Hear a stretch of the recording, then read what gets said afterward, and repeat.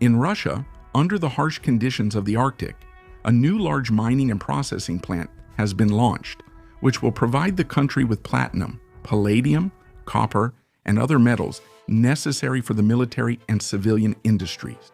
We will tell you about it, about the return of the unique scientific platform, Severny Polyus, from a 2-year expedition, and about a new hero after a brief summary of positive news.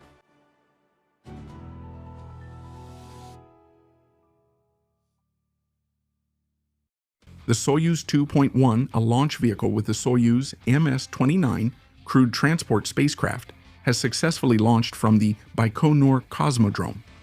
The light aircraft Tango, equipped with the Russian APD-520 liter engine, has made its first flight.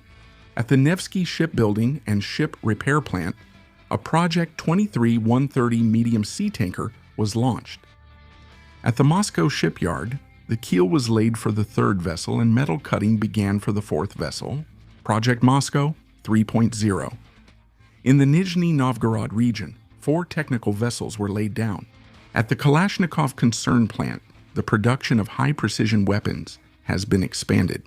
At the OAZ complex, the production of automotive body parts has been launched. In the Tula region, the second phase of fire-resistant turbine oil production has been opened. In Chechnya, the first plant for glass materials. The Russian national team won 5 gold medals and the Grand Prix at the International Physics Olympiad.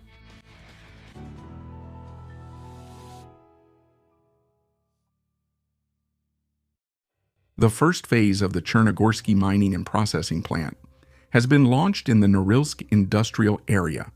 It will become the country's second center for the production of palladium and platinum, but will also produce copper, nickel, and other metals. Today, neither military nor civilian production is possible without them. Literally, all modern and much-needed sectors in the country, from microelectronics to aircraft manufacturing, require platinum group metals. After reaching full capacity, the plant will process 9 million tons of ore per year and extract 250,000 tons of copper-nickel concentrates from it. In the future, with the development of the Norilsk 1 deposit, the capacity will reach 14 million tons per year, which will provide a resource base for more than 50 years. This is undoubtedly one of the most complex industrial projects implemented by Russian engineers, and here is why. First of all, it was built in harsh climatic conditions in the middle of an almost barren field. All materials and equipment were delivered via the Northern Sea Route, with over 200,000 tons of cargo transported. 200 facilities are being built, including infrastructure, its own thermal power plant, a gas pipeline, and utility networks. 1,600 new jobs are being created at the plant. The second difficulty was that the mining and processing plant was being designed before the complete break with Western companies, and therefore included foreign solutions that were later banned for import. Our engineers had to redesign everything literally on the fly, and despite this, the plant was launched from scratch in just 5 years, which is an outstanding result. At the same time, it became more modern. The project implemented a combined gravity flotation technology for metal extraction and the SAFE system, including dry tailings storage, as well as numerous information technologies, including those based on artificial intelligence. They make it possible to manage mining operations and plan the movement of mining equipment, monitor the functioning of complex machinery, and increase its efficiency. The Arctic remains a rich natural treasure trove and contains everything needed for Russia's strategic sovereignty. Therefore, the more factories and plants are built here, the better. In the first 6 months of 2026, the cargo turnover of our Arctic ports increased by 15%, and by the end of the year, shipments along the Northern Sea Route will reach a record 40 million tons. To that end, cooperation with China and India is expanding. Just last week, India banned its sailors from entering the Hormuz Strait. Welcome to the Russian Arctic. By the way, just recently an important operation was completed there, which unfortunately went largely unnoticed by the media.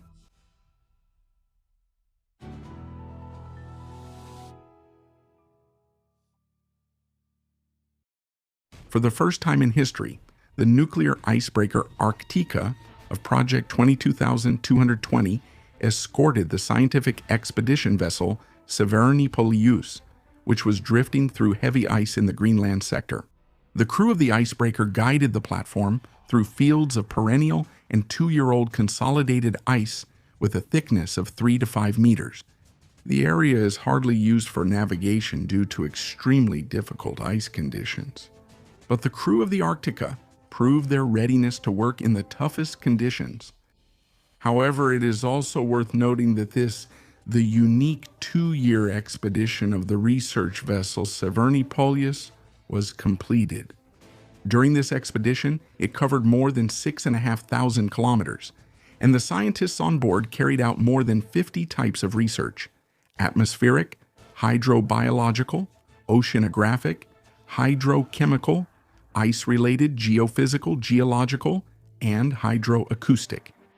The data obtained will make it possible to better understand climate processes in the Arctic and make navigation safer. The station now has 2 significant achievements to its credit. In October 2025, it reached a record northern latitude of 89 degrees, 33 minutes, ending up just 50 kilometers from the geographic North Pole. And in September, for the first time in history, it changed direction and was relocated to a new ice field. Thus, the correctness of the concept built into it was confirmed. After all, previous drifting expeditions were completely dependent on the will of the ice and currents. But our new platform is capable of changing its location, which takes research to a fundamentally different level of freedom. This is how modern Russian scientists continue the glorious traditions of Soviet polar explorers. There is no doubt that they have many more discoveries and achievements ahead of them.